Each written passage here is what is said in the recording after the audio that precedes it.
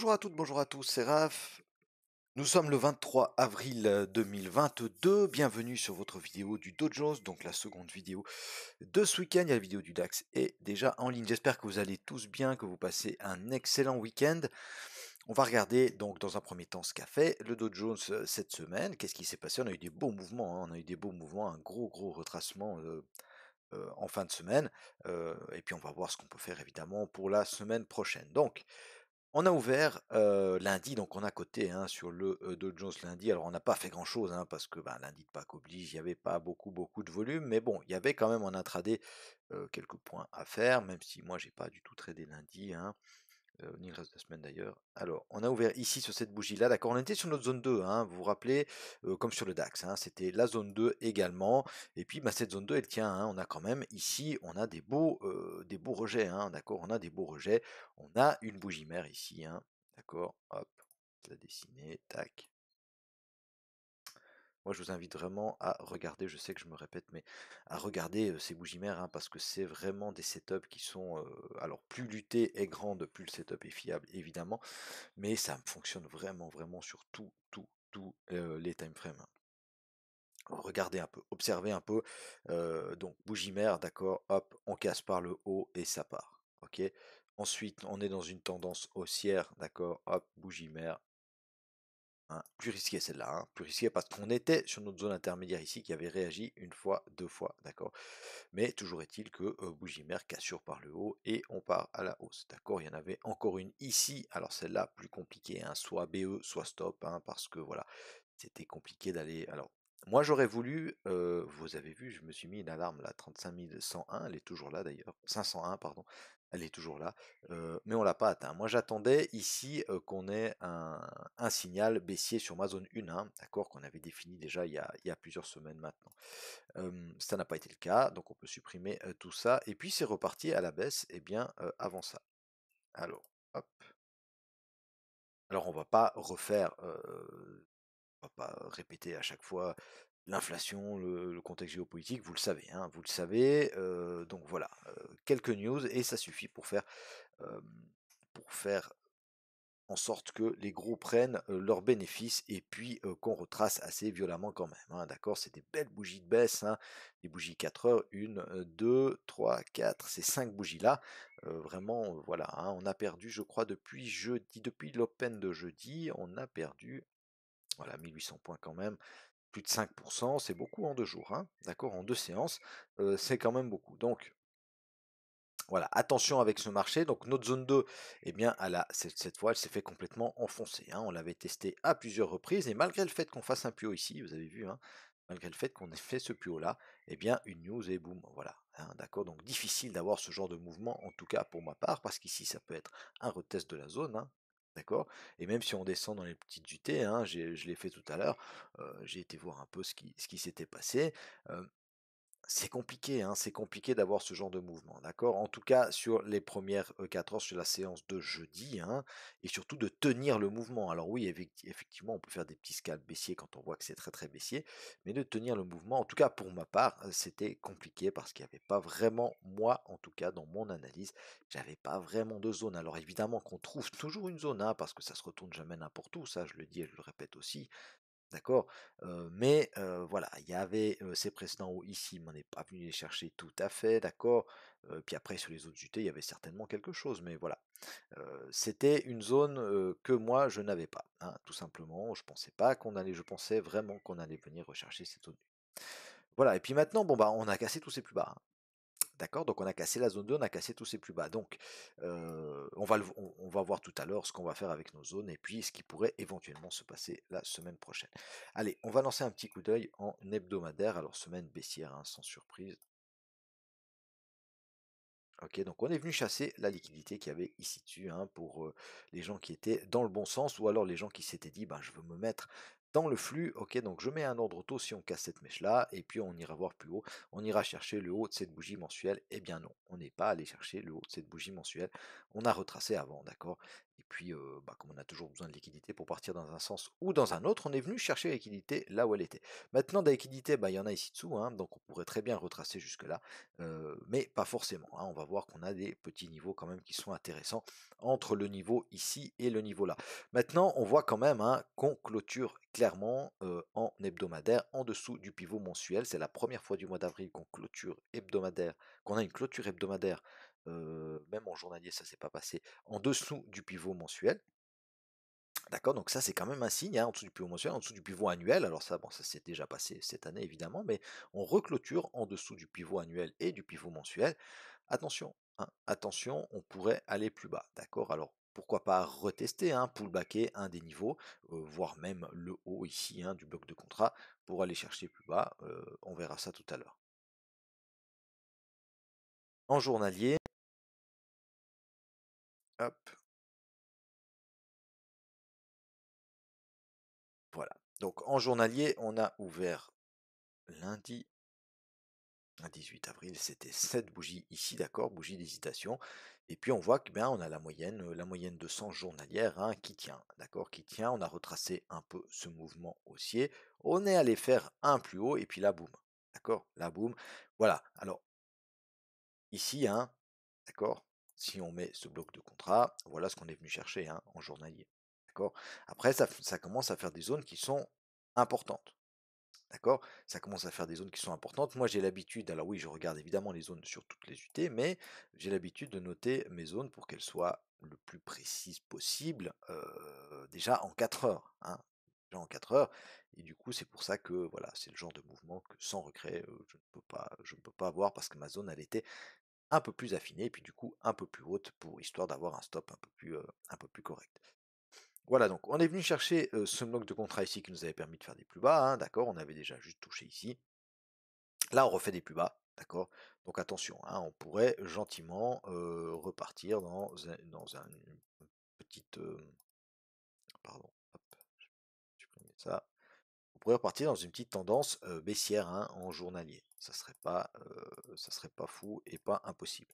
Juste pourquoi pas vers cette zone ici. Attention, hein, on a le pivot mensuel un peu avant. Et puis on avait aussi, alors les 61,8 maintenant, ils ont changé un petit peu parce que, hop, on doit prendre la totalité du mouvement. Non, on va prendre comme ça. D'accord, donc depuis qu'on fait des plus bas plus haut et des plus hauts plus haut, hop. Alors là, on a fait un plus bas bas, d'accord? Donc il y a deux possibilités, enfin, en tout cas selon moi, hein. Soit on fait comme ça on l'a déjà fait, et on sait que c'est les 33 400 à peu près, 350 400 qui est un niveau intéressant. Ça nous confirme aussi avec toutes ces mèches, d'accord? Cette ouverture de bougie ici, cette clôture de bougie là, cette ouverture de cette bougie là, etc. D'accord? Donc c'est un niveau travaillé, ok, qui nous intéresse. Il y a ces mèches ici également, il y a toutes ces mèches là. D'accord? Donc attention, 33 350, 33 400, ça peut être possiblement un, un niveau de rebond. Ok? Puis ensuite, alors si on prend la totalité du mouvement et puis qu'on tient pas trop compte du fait qu'on a cassé ses plus bas ici avec ce petit swing baissier là, 61,8 qui sont légèrement différents, mais pas grand chose. Ok, on est voilà, à une cinquantaine de points, hein. D'accord? Ça nous donne toujours à peu près la même zone. Donc ça, c'est une zone intéressante, hein. Notez-la quelque part et puis essayez de vous en souvenir. D'accord? Donc effectivement, hein, comme j'ai dit tout à l'heure, on n'avait pas eu de clôture journalière en dessous du pivot mensuel, hein, du mois d'avril. Par contre, là, c'est clair et net, hein. Là, c'est clair et net. Là, on sent qu'on a de l'élan, hein. On a de l'élan. Alors, on vient fort sur une zone. Attention à ne pas vendre au plus bas du mouvement, hein, d'accord? C'est pas parce qu'on voit des grosses bougies rouges que ça va continuer à dégringoler et que ça va aller directement sur nos zones du bas, hein. D'accord? Ça peut retracer, évidemment. On peut venir rechercher, pourquoi pas, cette zone ici. On voit en 4 heures, on a un beau bloc de contrat qui s'est créé là, hein. On a un beau bloc et il est assez précis, hein, donc ça vaudra certainement la peine de tenter quelque chose si on y revient. Bon, et puis si on vient directement chercher ces zones plus basses, c'est bien. Bon, on fera avec et on regardera, on surveillera, pourquoi pas, un rebond, hein. D'accord? Alors, on va supprimer ça, on va se remettre en 4 heures. Ok. Alors en 4 heures, évidemment, on va modifier un petit peu les choses, hein. Alors la zone 1, bon, moi je la conserve comme ça. Ok. cette zone intermédiaire, pourquoi je la conserve? Parce que pour moi, elle est importante, hein. C'est vraiment le haut ici. En plus, il y a le haut de la bougie mensuelle, de la bougie mère mensuelle. Pour moi, cette zone-là, elle est importante. Vous n'êtes pas obligé d'en faire votre zone 1, mais laissez-la noter en tout cas, hein. Il y a ici, alors cette zone intermédiaire, d'accord, on l'a cassée, recassée. Pour moi, ça peut réagir encore, mais je préfère prendre comme zone intermédiaire ce bloc de contrat-là. D'accord, ce bloc de contrat-là, parce qu'il est assez beau ce bloc de contrat, hein. Il a réagi très violemment, d'accord. On n'est pas venu le retester à aucun moment, en 4 heures en tout cas, et puis en 1 heure non plus d'ailleurs, il faudrait vraiment aller sur les plus petites UT. Et puis c'est une zone qui est 255, une centaine de points, je pense, voilà, 130 points, d'accord, sur du 4 heures. C'est pas énorme, c'est assez précis, d'accord. Donc du moment qu'on revient par ici et puis qu'on a un petit signal, eh ben, pourquoi pas, hein, pourquoi pas tenter quelque chose. Ensuite, alors la zone 2, on va la modifier un tout petit peu également. Pourquoi? Parce que comme on l'a cassée, d'accord, là elle était claire, hein, d'accord, elle était claire, elle réagissait bien, il y avait le pivot mensuel, etc. Mais comme on l'a cassée maintenant, on pourrait évidemment venir la retester. Ok, donc moi je la mets un poil plus bas parce que voilà, je pense que cette zone ici, entre le pivot mensuel et le pivot annuel, petit peu plus grande, voilà, pour prendre ces mèches ici, d'accord. C'est une belle zone de polarité. C'est une belle zone de polarité qu'il va falloir surveiller. Parce que ça peut être, hop, ça peut être une très très belle zone de vente. On va mettre ça un petit peu plus loin. Ok, donc elle est assez large, hein. Ok, elle est assez large, mais regardez, c'est une zone qui avait réagi comme support ici, comme résistance ici. On voit clairement en dézoomant un tout petit peu, et même en journalier, on le voit très très bien aussi, que c'est une zone qui réagit. Donc à surveiller, hein, vraiment à surveiller. Attention aussi au croisement de la moyenne, pourquoi pas 250 à nouveau à la baisse, hein, parce que là on l'avait recroisé à la hausse, on se disait allez, on va repartir dans un petit move haussier, on va monter gentiment. Eh bien non, hein, en tout cas pour l'instant, bon alors le croisement il n'est pas fait, mais attention à ça quand même, c'est une indication. On ne traite pas les croisements de moyenne mobile, hein, clairement pas, mais par contre ça nous donne une indication. Donc la zone 2, attention, hein, attention à, pourquoi pas, ici, un petit retest, ou alors même un, comme ça, hop, un petit retest dans cette zone-là, avec un joli signal short pour aller chercher, pourquoi pas, la zone 3. D'accord. Si on réintègre, elle redevient support. D'accord, elle redevient support. À surveiller dans ce sens-là. Et puis entre la zone 2 et la zone 3, ben, on a toujours cette zone intermédiaire ici, hein, d'accord. C'était les 61,8, hein. Ok, on l'avait fait en, hop, en journalier. D'accord. Et 61,8, d'accord, on peut même la faire un poil plus grande et puis aller jusqu'au 400, 450, voir prendre les 500 avec. D'accord, donc ça c'est à vous de le faire. Moi, je vais laisser ça comme ça, d'accord. Donc entre la zone 2 et la zone 3, on a cette zone-là. Et puis évidemment, alors n'oubliez pas les chiffres ronds, hein, ça se surveille quand même, hein, surtout les 500 et les chiffres ronds, ben, je type 33 000, hein. 33 000, ça se surveille. Et puis ensuite, bah, la zone 3, on l'a mise là, on va la conserver là, hein. C'est le bas ici de ce départ là. Attention à cette petite zone ici, hein, entre la S1, M1 et le bas de cette mèche ici, hein, et une autre zone 3. Ok, c'est une petite zone aussi qui peut être intéressante, d'accord. Mais ça, vous devez affiner quand le price action arrive. Et puis, s'il vous montre un pin bar dans cette zone-là, d'accord, on se demande, tiens, comment ça se fait qu'il y a un pin bar, même si on n'a pas touché encore la zone 3.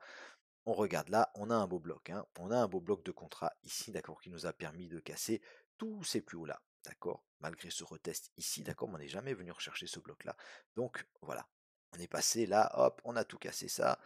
Et puis ensuite, si on revient chercher ces zones, eh bien voilà. Alors attention, ici, ok, ici, et notre zone 3, ça peut être très très intéressant à l'achat. Ok, et puis, alors le cas sur retest aussi de la zone 2, on en a parlé. Voilà, je vous mets ça comme ça, j'espère que vous avez tout bien compris. Si c'est pas le cas, vous m'écrivez un petit commentaire, vous m'envoyez un petit mail, je vous répondrai avec grand, grand plaisir. Je vous souhaite à tous et à toutes un excellent week-end. Pour ceux que ça intéresse, je vais tourner la vidéo du Nasdaq maintenant. Et puis, on se retrouve le week-end prochain. Salut, merci, bye bye.